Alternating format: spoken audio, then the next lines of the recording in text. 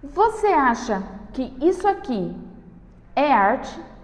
O que significa arte e o que identifica a arte como ela é? As inteligências artificiais estão modificando a noção da arte? E quem somente escreve o prompt pode ser considerado um artista? É exatamente sobre tudo isso que a gente vai falar hoje. E também qual a relação que tudo isso tem com os direitos autorais. Oi, meu nome é Nicole Pimentel, sou advogada na área civil e propriedade intelectual e hoje vamos falar um pouco sobre as inteligências artificiais e direitos autorais. E aí, vamos falar de PI?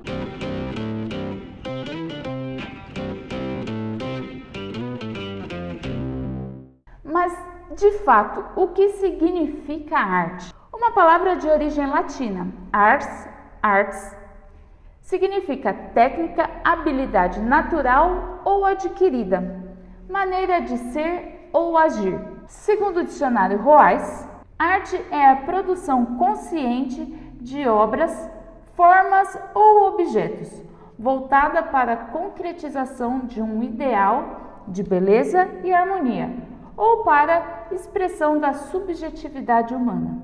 A arte é uma manifestação humana marcada pela criatividade de expressão. A humanidade produz arte desde a pré-história, como pode ser comprovado pelas pinturas rupestres em cavernas.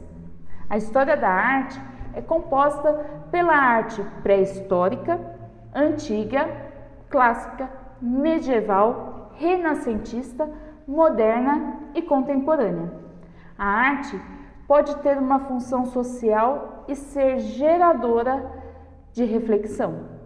E sabe outra coisa que é muito importante como função social? Você deixar o seu like. Isso ajuda o nosso canal a crescer. Mas o que identifica uma obra como arte?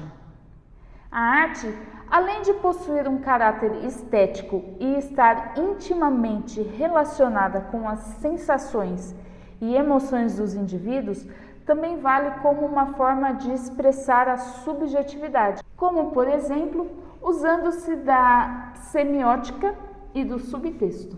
A subjetividade refere-se ao íntimo do indivíduo, às suas emoções, pensamentos, crenças, experiências e sua perspectiva particular sobre o mundo real. A arte serve como um canal de exteriorização do que sentimos em nosso interior.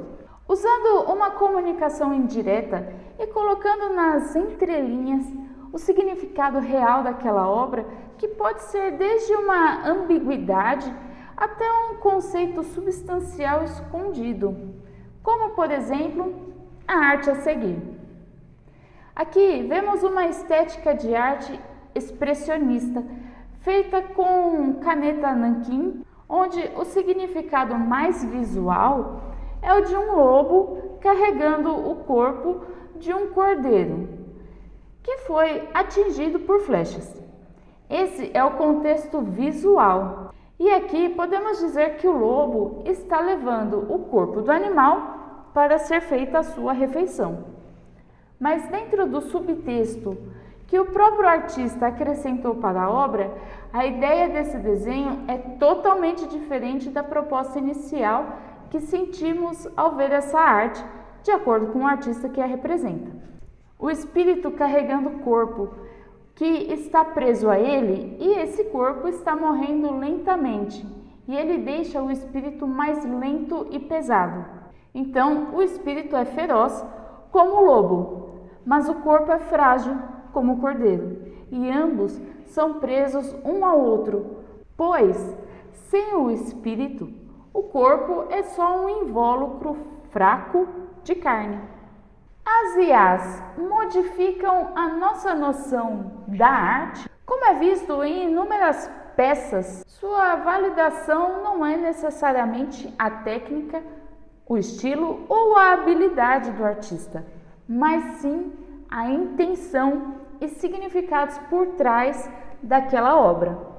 o que abre alguns precedentes para podermos avaliar e também validar as imagens geradas por IAs, como simples aleatoriedades com profundidades artificiais, o que, falando de uma forma mais simples, é algo vazio de substância, subtexto, profundidade e também o fator principal para os direitos autorais, que é o espírito humano. A visão mais básica da arte é de que, para ela existir, ela exige uma intenção e uma subjetividade humana. Não havendo na criação por inteligência artificial o sentimento e a experiência, como, por exemplo, o que é expressado como dor e tristeza na obra de Van Gogh. O resultado se limita apenas a uma simulação,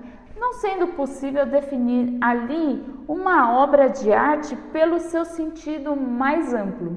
A sobra de prompts de IA é a sintetização do sentido artístico e a banalização do desenvolvimento estilístico, técnico e teórico daquele artista, como, por exemplo, o trecho de Harold Osborne em seu livro Estética e Teoria da Arte, que enfatiza o seguinte: o naturalismo é a ambição de colocar diante do observador uma semelhança convincente das aparências reais das coisas. Por esse segmento, lá em 1968, Harold já enfatizava que alguns segmentos da arte se dão pelas minúcias de tons, sombras, efeitos e técnicas para suavizar e deixar a obra mais natural. E contrapondo crucialmente com o que hoje é difundido pelas imagens geradas por IAs, pois todo o trabalho de gerar uma pintura que carregasse todos os amiúdes de detalhes e contexto se dá apenas pela digitação de um prompt, que, além de todas as problemáticas anteriores, também utiliza de trechos e trabalhos de terceiros para gerar aquela imagem. E é aí que mora o problema. Afinal de contas, esses terceiros são os reais criadores de obras que as inteligências artificiais se utilizam para gerar novas imagens. Não podemos chamar isso de obras, né? Pois a gente sabe que esses artistas nunca ou dificilmente vão receber pelo uso de suas obras. Inteligência artificial e o direito autoral. De forma simplificada, vou explicar aqui como funcionam as ferramentas e aplicativos de geradores de imagens. E outra coisa que é muito simples é você se inscrever aqui no canal. Eu vou esperar só um pouquinho, tá? Vai lá. O primeiro passo é transformar aquele prompt ou texto em um algoritmo. É um processo de síntese que usa vetores, números, para guiar o processo de sintetização da geração daquela imagem.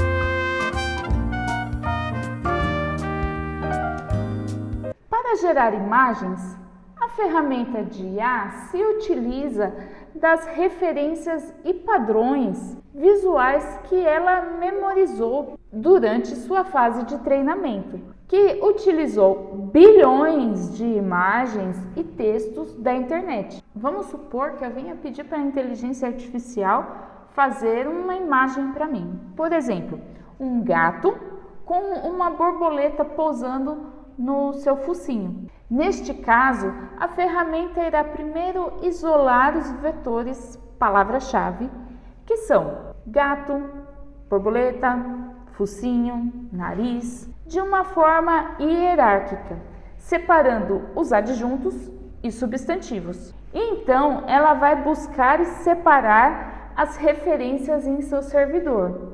Depois vai analisar o texto e organizar a sintetização daquela imagem. Para isso, existe um treinamento nos data centers desses servidores com bilhões de imagens vinculadas a textos, onde acontece o machine learning e o gerador armazena a informação detalhada daquela imagem ou o trecho da imagem em si. Essa é a base da arquitetura moderna dos geradores de imagens. Agora, focando nas questões legais relacionadas a esse contexto, temos o input, que é a entrada, e o output, que é a saída.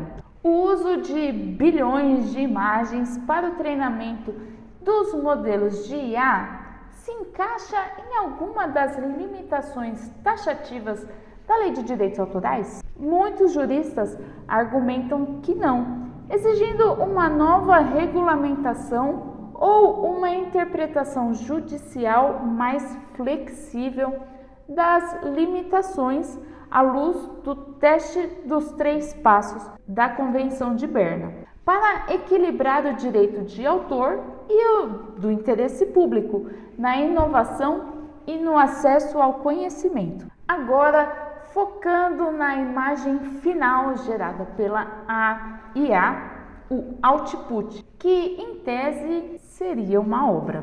No Brasil, a Lei de Direitos Autorais e a jurisprudência internacional exigem que a obra seja fruto do intelecto humano, do espírito humano, da alma humana. O artigo 7º da Lei de Direitos Autorais lista o que são obras intelectuais protegidas e todas pressupõem a criação por uma pessoa física. A gente fala um pouco sobre os direitos autorais do artigo 7º aqui nesse vídeo ou aqui. O editor vai colocar aqui na tela, eu só não sei aonde exatamente, cada hora ele muda a posição das imagens. Como a IA é uma ferramenta que realiza uma simulação estatística baseada em dados, não possui intenção ou subjetividade. A imagem final gerada não atende ao requisito fundamental, que é a autoria humana. Portanto, na visão jurídica atual, a imagem gerada de forma autônoma pela inteligência artificial não é passível de registro ou proteção por direitos autorais. Como a gente falou anteriormente aqui, existe a necessidade do teste dos 3 passos que está lá na Convenção de Berna. Esse teste permite a exceção do direito autoral, que seria o uso sem a permissão quando ocorrer em casos especiais, pesquisa, ensino, não prejudicar a exploração patrimonial normal daquela obra e não causar prejuízo injustificado aos interesses legítimos do autor, como é o caso da Meta, que se utilizou de diversos livros sem autorização dos autores daquelas obras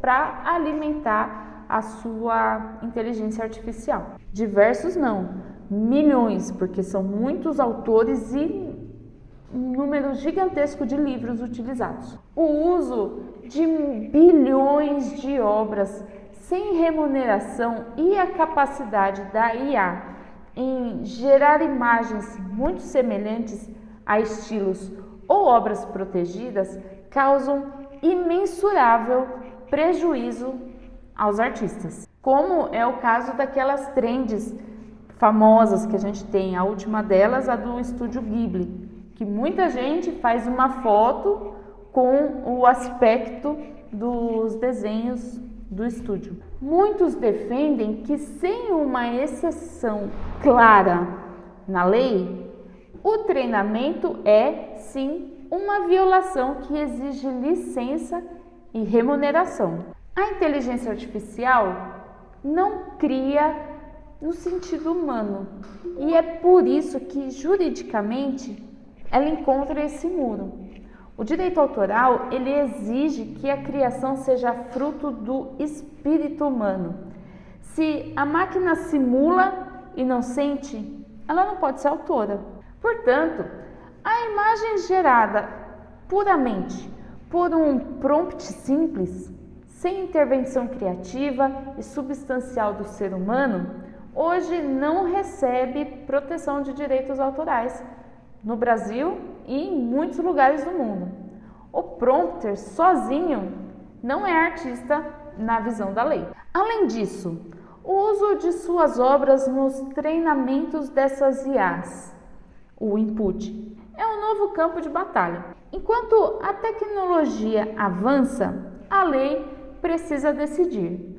O treinamento massivo é uma inovação que se enquadra nas exceções do uso justo e livre, ou é uma violação que exige a remuneração de todos os criadores? Sobre esse questionamento, convido você a deixar um comentário aqui neste vídeo com o que você acha sobre o uso das inteligências artificiais e a pseudocriação de obras.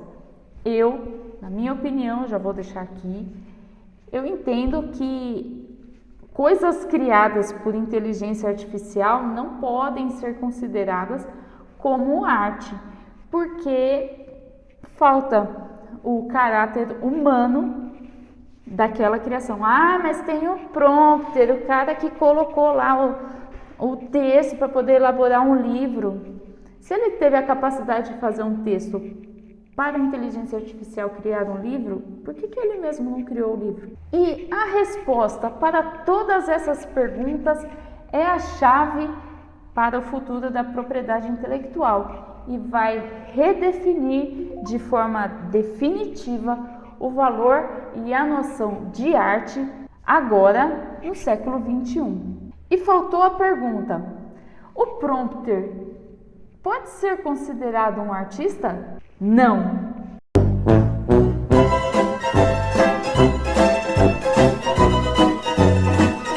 E é isso, meus amigos. Eu espero que vocês tenham gostado desse vídeo. Se gostou, considere dar um like e se inscrever nesse canal.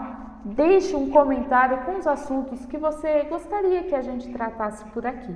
No final desse vídeo eu vou deixar 2 sugestões de conteúdos que temos aqui no nosso canal. Um beijo e juízo, viu? Porque o roteiro é complicado.